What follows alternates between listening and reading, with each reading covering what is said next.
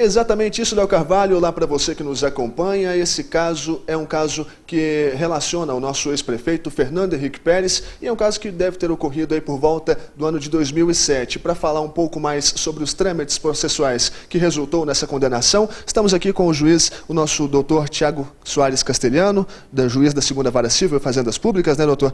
Com relação a todo esse caso, como foi analisado esse processo em que o senhor chegou nessa conclusão? Isso, o Ministério Público propôs uma ação civil pública alegando que na época, em 2007, máquinas do município de Jataí e servidores públicos do município de Jataí se dirigiram até a cidade de Serranópolis e fizeram o conserto, o reparo, a obra numa estrada vicinal que ligava até a fazenda do ex-prefeito Fernando Henrique Pérez. Na defesa dele, ele sustenta que existia na época um consórcio entre os municípios vizinhos para o conserto dessas rodovias, dessas estradas de terra, fossem feitas através desses municípios consorciados.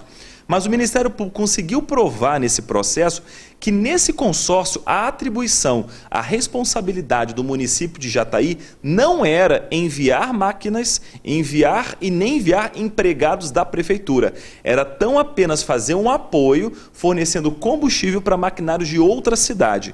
Em razão disso, nós consideramos que essa obra pública, com maquinário público, com mão de obra pública na estrada vicinal que ligava até a fazenda do ex-prefeito, ela foi feita com clara violação à disposição da lei.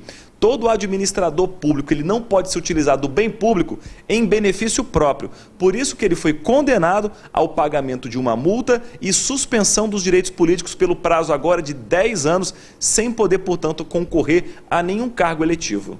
Com relação aos trâmites processuais, cabe a ele recorrer? Essa é uma decisão definitiva? Como fica? Isso, sem dúvida. Cabe tanto a ele recorrer quanto ao Ministério Público. Ele entendendo que a pena é injusta ou o Ministério Público entendendo que a pena é pequena. Por isso, agora, o próximo passo é aguardar tanto a manifestação dele quanto por parte do Ministério Público e após a remessa desse processo para o Tribunal de Justiça. Isso, agora esse tipo de processo não é a primeira vez que uma condenação parecida é registrada aqui na nossa região.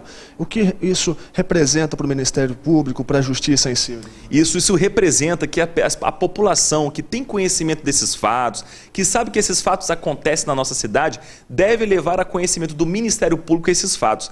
Às vezes a população ela fica muito descontente com a má condução do nosso prefeito, do nosso vereador, de qualquer agente público. Ela tem notícias de que alguma irregularidade é praticada, mas essa irregularidade ela precisa chegar ao conhecimento do Ministério Público para que a Justiça possa punir esse mau administrador. Isso, ressaltando, doutor, o que caracteriza na lei, na Constituição, que torna crime esse tipo de prática onde um administrador público utiliza de equipamentos públicos para fins próprios. Exatamente. Qualquer ato que misture a coisa pública com a coisa privada, para a nossa lei de improbidade, que é de 1992, é considerado um ato ilegal e, em razão disso, essa sanção. A lei ela não traz um rol de como são os atos de improbidade.